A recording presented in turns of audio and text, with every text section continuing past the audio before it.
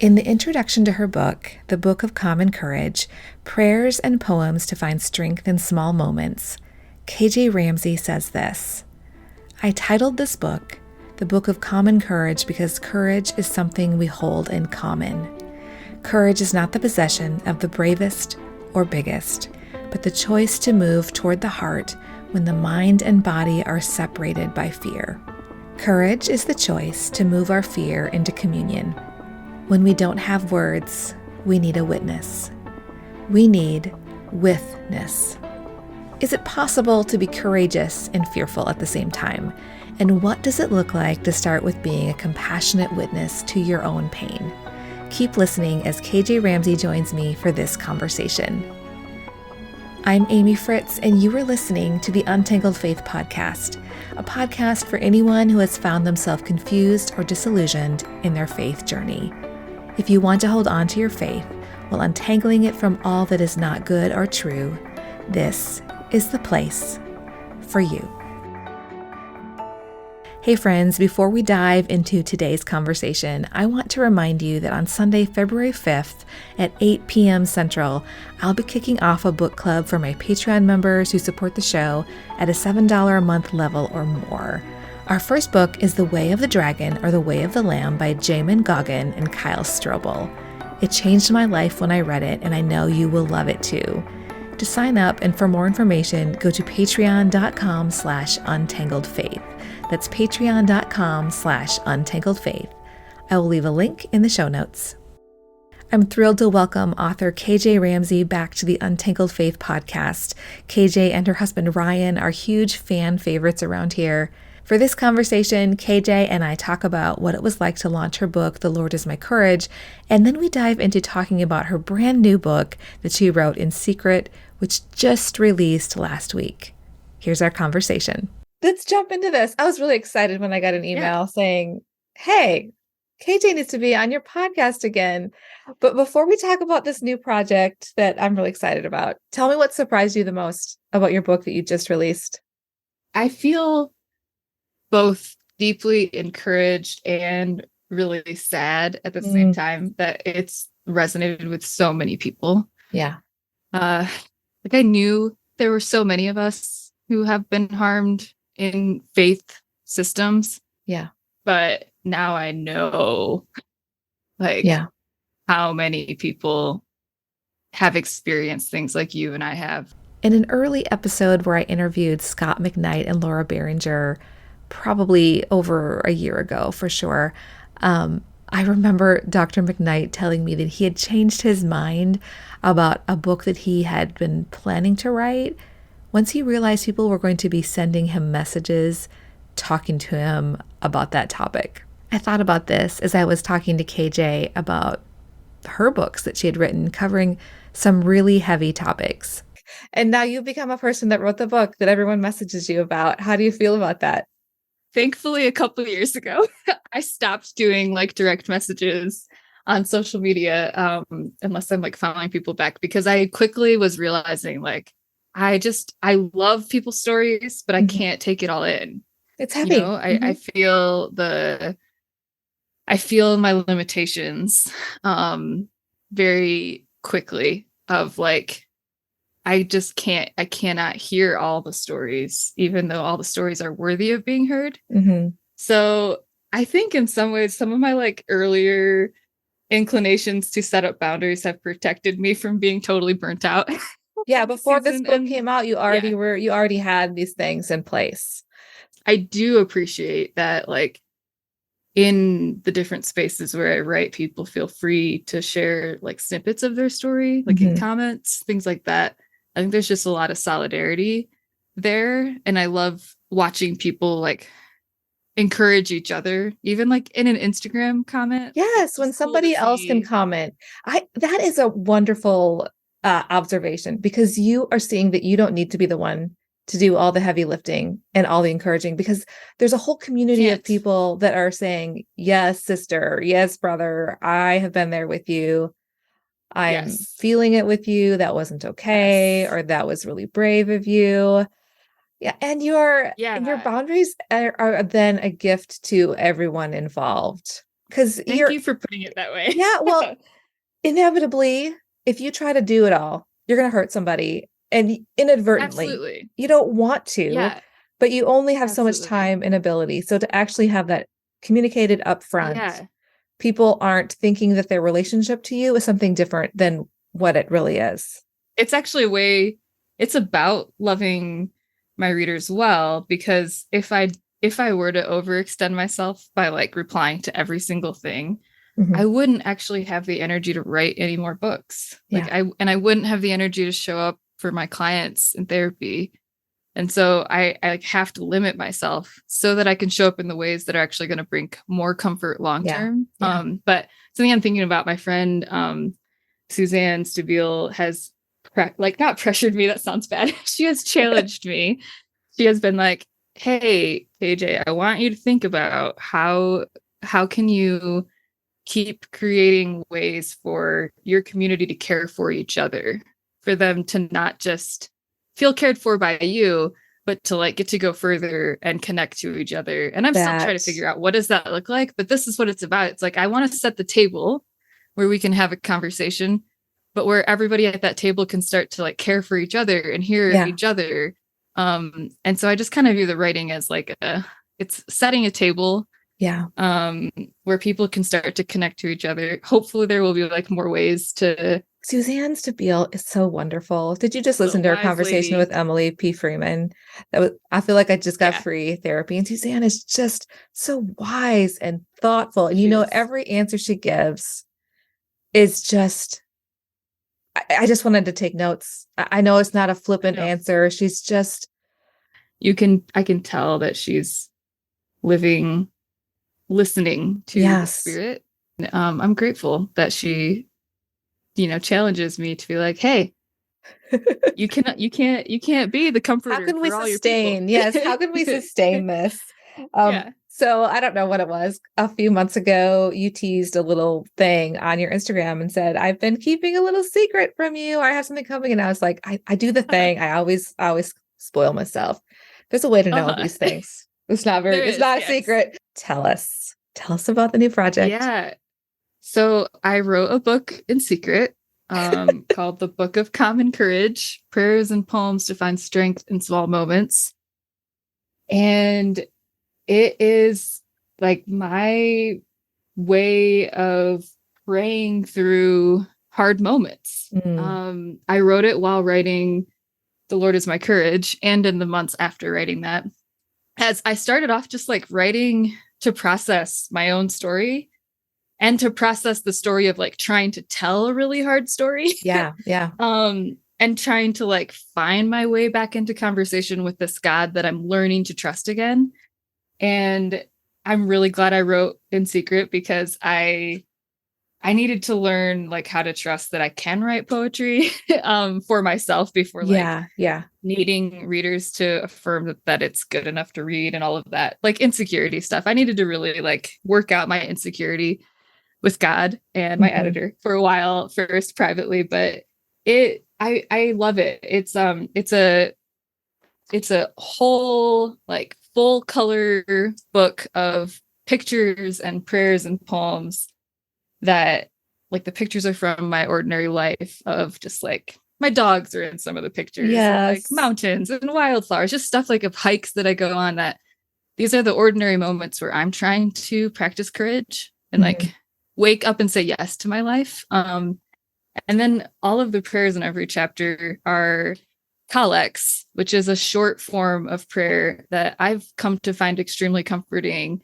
Mhm. as like a small, brief container that gives us space to feel held and heard by God. And my hope is that these are words that give people a way to pray even when they feel maybe Mhm. speechless Yeah. themselves. So What is common courage? I mean, that's the question, right? Do you have a title of a book? The title of the book is Common Courage. Courage doesn't feel common to me. So tell me about mhm. what is common courage? What does it look like? In part, I titled it The Book of Common Courage because I'm playing off of the Book of Common Prayer, Hmm. which is one of the places where I found a lot of rest and comfort after leaving our spiritually abusive church. It was like in the collects of the Book of Common Prayer that I kind of like came to have words and even came to be able to read the scriptures again. Like the daily office, the lectionary that's in the Book of Common Prayer gave me like short things to read instead of having to choose like for myself. Yeah. When we've experienced trauma, small decisions like what to read can be very difficult. And then you just don't do it at all because it's easier to not do it than to choose. So I found courage in this ancient book, of prayers and scripture. And while I was writing The Lord is my courage and realizing like courage is a practice, it's not something we just have or don't have. It's something that we can cultivate. I was coming to experience in my own prayer life and in my own like coming back to the scriptures, coming home to the scriptures, that courage is also something that we hold in common. Like I was experiencing more courage in my life because of getting to draw from these whoever wrote these ancient prayers, these collects in the Book of Common Prayer, like Thomas Cranmer. That was cultivating courage within me. So like some Christian who prayed hundreds of years ago, their words gave me the courage to pray today. And I realized that courage isn't this extraordinary act of bravery. It's the way that we allow ourselves to be strengthened by those who have come before us and come around us so that we can say yes to the life that we're in today. My hope is that the book like gives people that ability, that space to draw strength from someone else's strength when they don't feel like they have enough. Because we don't have to summon it on our own. Now for a quick break. The beginning of a new year often gives us a chance to take personal inventory. That's exactly what I did last year when I decided I needed to find a counselor. It has been one of the best decisions I have ever made. If you've been considering it for yourself, Faithful Counseling makes it so easy to get started. You can start the process without even picking up the phone to talk to someone. The Untangled Faith podcast is brought to you by my listeners who support me on Patreon. It is also brought to you by Faithful Counseling. Faithful Counseling is a Christian counseling service with more than 3,000 licensed therapists across all 50 states with access by video or phone sessions or chat or text. They are therapists with expertise in trauma, depression, family conflicts, and more. You can ask for a new counselor at any time, and financial aid is available for those who qualify. Untangled Faith podcast listeners get 10% off their first month from our sponsor, Faithful Counseling. Just go to faithfulcounseling.com/untangled. Fill out a questionnaire and you'll be matched with a counselor. That's faithfulcounseling.com/untangled. Now back to the show. And I love that the word common isn't just about ordinary, it's about community, and that courage is oftentimes borrowed. And, it comes from somebody else extending their hand. Talk to me about the courage, or like as you were writing, I saw you write on Instagram not long ago about the courage to tell your story. And I wrote down a quote from it. You said, courage is needed for telling the truth. And you said, before we find safety in the presence of people who believe our pain, we lose the security we thought we had. That idea of telling. And it's somebody else that believed the story. It wasn't the people that you thought. But tell me about that as you were thinking and writing that. Yeah, I think the paradox of telling the truth about what we've experienced is that it will free us, but first it really hurts. People prefer stories that allow them to stay unchanged. Yeah. Comfortable. And to stay comfortable. And when we tell the truth about what we've lived, particularly when we have experienced harm, people will not like what they have to hear because it requires change. You either dismiss the story or you have to change. I always want people to know, like, in so much that I think telling the truth about being abused or experiencing trauma um, is going to liberate us and like create better communities for the long run. I never want to downplay or minimize the cost Yeah. Yeah. that happens in truth telling. Like before we gain real belonging where we're believed, Yeah. we lose the semblance of belonging we thought we had with the people who do not want to change so that we can flourish and they can too. And that's a real loss. You Yeah. know it. Yeah. You've lost so much. It's so real. And I never want to minimize the loss that comes Mhm. before we are enlarged into more Oh, authentic and liberating community. yeah, I resonate with that. I remember I made a list of people. I don't know if you have ever done this. Nathan Mm-hmm. was getting ready to leave his job, probably. And I was like, who might we lose if we leave, and talk about it? And Yeah, it was quite a long list. And you just don't know. You do not know you when you make don't. the list and when you make the leap, what will happen. And Mm-hmm. we did lose some of those, but you're right. You do count the cost. And then I sort of walked around literally and figuratively. I mean, I kept my list, kept my list of my rescue list of like people I just wanted God to rescue, whether, I didn't know what it looked like for God to rescue, our friends, whether it be I get a new job or just to understand truth, what it was like. I would walk around with my journal and be like, I'm just going to pray for my rescue list. And the way God worked, it kept my eyes open to people and Yeah. what was happening in their lives in a really interesting way. Cause I knew I couldn't do it. I couldn't do it Yeah. myself. I can't make Oh. people want to believe my story or have it make a Mm-hmm. difference in their life. But it was a really interesting spiritual practice of writing the names down and praying over them. And then oftentimes moving them over into that column that says rescued.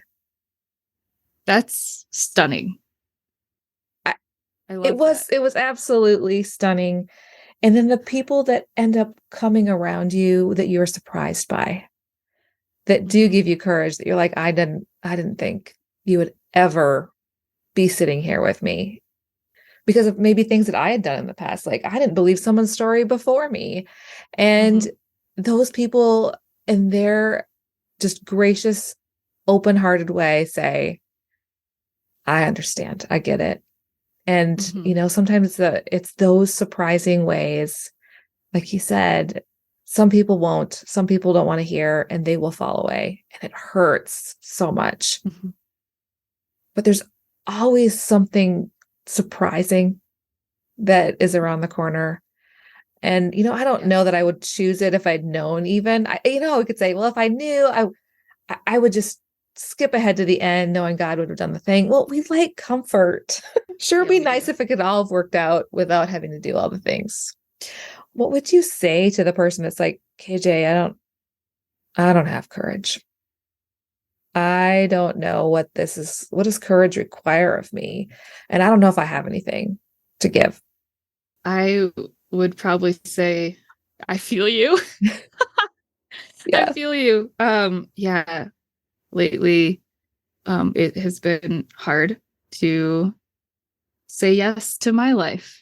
Mm. And I don't mean that like that can sound that can sound like a cliche. It's been really hard to say yes to my actual life. I would love if I could say like you walk this path and the hard things stop happening, but that is not my story. I have to keep finding a way to say yes. And so I think what I'd say to that person is like, I hear you and it is so hard to say yes to your life, but what is your alternative? Mhm. Like if you don't look at your life and find a way to be in it, what is that going to look like? Where does that leave you? And I think like the question is, what do you want? Mm. Um, if we can't have the life of ease that we want, I think we can cultivate like as much presence in the lives that we have. Yeah, I think the alternative, the answer to like what is the alternative is kind of like, I just like everything becomes more hopeless. Yeah, hopeless, and you're sort of at odds with yourself. I've seen you work that out in some ways, like as you share little bits of your life with us, where you say, this is my reality and it's hard. I'm sitting here with IVs getting infusions, but I can see this beautiful thing. I don't want to be in this room. I don't want to be in this chair. I would choose to be somewhere else. And it's not pulling yourself up by your bootstraps. I think that's what I'm seeing in your messaging about courage isn't about a try harder courage. Yeah. Receiving courage, receiving what is the gift of what I have while I still say this sucks. This is going to sound so cheesy. I have been kind of like laughing at myself about this for people listening. Part of what we're talking about is in August, I started IVIG treatments every 3 weeks for all the new diseases that getting COVID caused in my immunocompromised body. And getting on these immunoglobulin treatments has been really hard. Like I've gone from, at first, my recovery was 1 full week in bed, like not able to like go get my own water to fill up my own water bottle, to like now it's anywhere from 2 to 4 days in bed. But it's about a week recovery every time. And that means by the time that I recover, I get like a week and a half to 2 weeks of feeling okay before it's time to do it again. 3 weeks is weird. Like I wish it was every 4. There's just something about 3 weeks that just really disruptive. And I have other treatments that require like recovery too. So a lot of my life this fall has been spent like recovering from treatment and being in bed. And the funny part is, the not funny part is that I have not loved it. It has been really hard. It's been really depressing, frankly. The funny part is that in the moments when I have been struggling, I have for real picked up my own book and like the prayers, when I haven't had prayers to pray, the prayers in my book and the Book of Common Courage, I know this sounds cheesy, like they've actually held space for me in bed, like so sick that I can barely lift my body up in bed. And it's been this really weird experience of being like my 1 year ago self is giving myself of today courage to be okay and know like I'm not going to be in bed forever. Yeah. But there's enough grace for me to be here today. So I can be here today, and that is enough because God is with me and God sees me and God hears me. And the self of 1 year ago had enough faith to believe that, to write words. Yeah. So the self of today can like kind of draw from that. It's been the weirdest experience to be like, my slightly younger self is like strengthening myself today in a way I really need because it's harder today than it was a year ago. Wow. I'm so sorry. Thanks. Does it help to hear your younger self say, we've walked through some low places and it isn't always that low? It's like my younger self, the 1 year ago self who wrote the words, is like able to say, hey, I know this is hard. Like, look at all we've survived. You're going to survive this too. Yeah. And so there's this like dual witnessing the wrong and the hurt, the harm, and then a welcome of what is today, knowing like this isn't all there is. And that witnessing, like I talk about I don't think it's in the Book of Common Courage, but in The Lord is my courage, like courage begins by being a compassionate witness to your own stress. And so in this book, in the Book of Common Courage, I wrote in the beginning, like, this book is my witness to your weariness. And I guess it's been just really cool to experience, like, it's also my witness to my own weariness. Like, that's the thing. We all need a witness. We need a witness who says, like, what's happening to you is really hard. You are seen. And there's something about hearing that you're seen that makes you remember that you're actually held. And then you feel safe enough to survive it. Who are your witnesses? I need that. Who are your witnesses? My actual witnesses. Yeah. So I would say in this season, there's been a lot with my health, and then there's been some pretty hard situations with publishing. And so 2 witnesses that are coming to mind, maybe 3. My husband, Ryan, who you know really well. Ryan is a witness, a continual witness to the way that I have to just keep showing up in my story. And he, he takes care of me. Like on these weeks when I'm just in bed, he doesn't complain. He doesn't complain about how hard this is for both of us, and that like this has taken over our life again. And he's really gentle toward me and reminds me, like he reminds me of the truth of what's happening. Like sometimes I get really angry because I have to be on high doses of steroids to like deal with the after effects of my treatment. And so I get we like kind of call it roid rage, where I start to just be so mad about really small things. And then he'll be like, KJ, hey, remember that you're on a lot of steroids? Like, all right. Yeah. Crap. Like, yes, you're right. I'm still that angry, but like maybe in a few days when I'm back to my normal dose, I won't feel so angry. It just like gives me that kind of like widens the space of perspective. Not by dismissing how I feel, but just reminding me of like the rest of what's happening.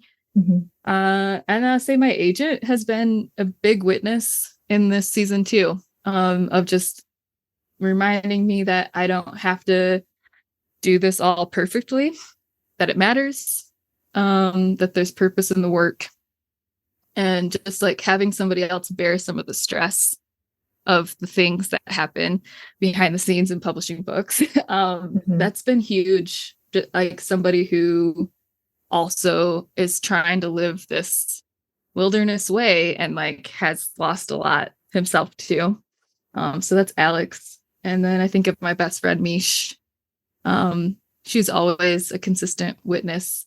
I got to thank her in this book. My acknowledgments had to be really short because it's a very tight space book when you're working with like photos and stuff. And I say she's one of my favorite poems. Like she's just a delightful, quirky, artistic human being. And we've lived so much life together that like there's a lot of grace towards each other's moods and like long seasons that are hard or questions that continue to go unanswered. We have a lot of forbearance towards each other. And because we've witnessed so much of each other's stories, like there's just this deep understanding. So she's a massive witness in my life too. I love that. This is probably a tricky question, or maybe it isn't. When you are going through these darker seasons, how do you decide what to share in real time and what to keep and just process yourself and maybe share later after it's baked a little bit and marinated? How do you decide that? That is such a good question. I don't know that I have like a rubric, but I think being married to Ryan really helps me discern what to share and what not to share, because my husband is a much more private person than I am. So you'll notice, like, for anybody, if you want to go look up Ryan Ramsey, the way that he writes is less like personal storytelling and more just like reflective, making a summary. Sure, of, what he's observed in the church and in leadership. And it's beautiful. He has a beautiful way of writing. But like his inclination is to keep most of the details of our life private. Whereas I am like a memoirist. So like, my life is the data of what I use to like paint with words in poetry and prose. And I think that I find one thing that is helping me a lot in this season to discern what to write and what not to is just a matter of like energy. So I've created some new boundaries for myself over the last really like 4 months of like when I'm online and when I'm not. So I have 4 days on and 3 days off in a row in every week, because I was realizing like I need more space away from the internet in order to feel rested and just like connected to myself and quieted in my spirit. And so having fewer days with which I can share things online has just further highlighted like how little time there is in a day and made me more willing to withhold things, knowing that like, all right, I saw a bunch of clients today and like I don't have any energy left to write something. I am not one of those content creators who like makes a calendar and writes the words a month in advance. Like maybe in 15 years I will be that person, but I've never been that person. I am not structured. I am not a planner. I write it like often, the day of or the day before. And it's in terms of social media sharing, like books, obviously it's a little bit easier to decide what to share because you have like a lot of time to 2 years think through it. before somebody's going to read it. And that's like a whole other process. But in the real time, I think it's helped a lot to just get more attuned to, do I actually have energy to share right now? And a lot of the times the answer is no. And it has made me more willing to share like small things that, or like reuse old content, or like, I don't know, just allow like caring for myself first. Before I care for my readers through sharing something from my life. And so sometimes that's going to look like repurposing something or sharing something very short rather than telling a whole story from this week. But even with the IVIG, like I intentionally chose to not share about it. I knew for like 5 months or 4 months, something in there, like a long amount of time before I started it, that I was going to, and it took a long time to get like insurance approval. And I just intentionally, I knew this is going to be hard because my doctors had prepped me for how my body might react to it. And so I decided in that situation, I decided beforehand, like, I'm going to give myself a while to just process this on my own before I start to share it with readers. Like when I found out about the new diseases, I needed a few months before I really put words around the specifics of what was happening. Because the grief of feeling like I turned 34 this month and like I have like 7 conditions. It's like, what does a life look like when you have that much wrong at this age? Like I needed to hold that grief. It's not what you imagined. Privately. It's not your dream. This is not your dream. It's not my dream. And yeah, like there's some real implications for maybe like my lifespan, how long my lifespan is. And I needed space to like be able to feel that and grieve that ambiguous, like death feels more real to me. I'm not saying I have like a death sentence or anything like that, but like I'm very aware of how fragile my life is, and I needed to process that privately. Yeah, I think there's some things kind of special too that happens when you aren't sharing things. Like, I mean, there's wonderful connection that happens in being vulnerable and sharing, but there's also that time with you and God when you're like, it's just us and really close friends talking through, and you just don't feel released for one reason or another to share something. It opens your eyes in a different way, helps you pay attention in a different way. And I've seen God move in a way that I can't say that I did anything at all because I had to be silent. I was listening this morning, re-listening to an episode of On Being with Padre Gotuma and Mary Nelson, 2 poets. And Mary, at one point in this podcast, said she thinks prayer is as much about listening as it is about talking.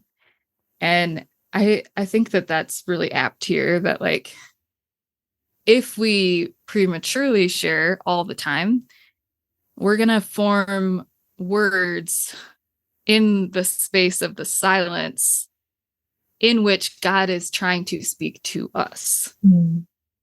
And I want to cultivate enough space in my life where I can hear God speak. Even if that speech is silence, it's the silent, like with Psalm 23, lay your staff across my shoulders. Like the silent reminder that God is with me today. Mm-hmm. I'm just the longer that I do this work of writing, the more that I see my great need to create the space to keep listening. And yeah, I met a reader recently who was like, how do you like not get overwhelmed by writing about trauma so much? Like, that's on my list. Thank you, friend, for asking. Is that, there you go. How do you not, there we go. That's awesome. Like, how do you write about religious trauma so much and not be overwhelmed by that? Mm-hmm. And I think what I realized is people probably don't realize that when I'm sharing something, not necessarily just what's in my books, but like if you see me write my Substack or on Instagram, it's most of the time not always real-time things. I'm thinking about where people are now and where I was. Yeah. It's sometimes real-time moments of like, I'm sitting in the infusion chair and this is really hard. And I'm like learning how to bless this broken body. But but I'm often like trying to speak to the self of 5 years ago. Yeah. Or like where I know someone is today and what I wish someone had said to me when I was there too. Yeah. So it's not overwhelming in that it's about communion. It's about this courage we hold in common of like a reaching back, reaching across that space where we feel separated from hope. I'm trying to keep seeing the people who are in that spot that feel alone. Yeah. And for me, that's not overwhelming. That's an act of hope and kindness to be like, you are seen and there's room for you. So something about that, like it doesn't feel, I think if it was like I was real-time processing all of this hurt, I would probably feel flooded all the time. Yeah. But the other thing that I told this reader was like, the things that I write about, I take seriously. Like I am actively practicing regulation all the time in my nervous system. Like today, after our conversation, I have a very hard conversation ahead of me, a meeting ahead of me that has had me in knots. And so I did yoga this morning. Like I did a practice that was focused on like feeling rooted and grounded in my lower body, just to like carry into this conversation and the one after it, a physical sense of peace. I take integrity seriously. And if I'm going to write about how we can live an embodied faith and like experience peace in our physical bodies, experience nervous system regulation. Yeah. I'm doing it. Like I'm trying to actually live out what I share with people. And so I don't feel overwhelmed all the time because when I do feel the pain of my life and of your stories, I'm taking that back into conversation with God and in movement with my own body and processing it. And I just think it just means I have a really high responsibility to process a whole lot. Yeah. So I'm always doing stuff. Yeah. I'm so thankful we've been able to chat. When does your book come out? Where can we find it? It comes out, the Book of Common Courage comes out January 17th. It's available to pre-order right now, and you can get it at bookofcommoncourage.com. Or like look up my name and it's everywhere. But it's very exciting. Yes. Well, thank you for sharing your time. I cannot wait to see these beautiful pictures. I can't wait for you to have it in particular. I can't. It's going to be great. So I want to close out this show with these words from KJ's new book. When it is hard to pray and hard to hope, we do not have to try harder to pray ourselves from fear to faith. We can enter the rhythm of others' prayers. We can let a form of prayer hold us as we journey back to strength. You can read those words and the rest of KJ's book, The Book of Common Courage, Prayers and Poems to Find Strength in Small Moments, wherever books are sold. I love KJ's words about needing a witness and a with-ness during times when you need courage. One thing I wanted to lean into this year was to provide more avenues for this sort of thing, for community. And that's one reason why I decided to do a monthly Zoom meetup book club through my Patreon community. I would really love for you to join us. You can sign up at patreon.com/untangledfaith, and I'll leave a link in the show notes. Speaking of show notes, you can find the show notes in the app where you play this podcast, but sometimes those links can get a little jumbled along the way. If that's the case, you can always find show notes by going to untangledfaithpodcast.com and clicking on episodes. If you're on social media, I would love to keep this conversation going over on Twitter or Instagram or through the Facebook page. I'm Untangled Faith on Instagram and Facebook, and I'm Faith Untangled on Twitter. Today's episode is also a great one to discuss with a friend, so forward this episode to your bestie. Tell them they need to listen because you want to talk about it. The Untangled Faith podcast is hosted and edited by me, Amy Fritz. This podcast is made possible by the support of my Patreon community. A special thanks to producers Michelle Pionic, Phil and Susan Perdue, Pam Forsyth, and Shelley Taylor. Thanks so much for listening. I'll see you next week.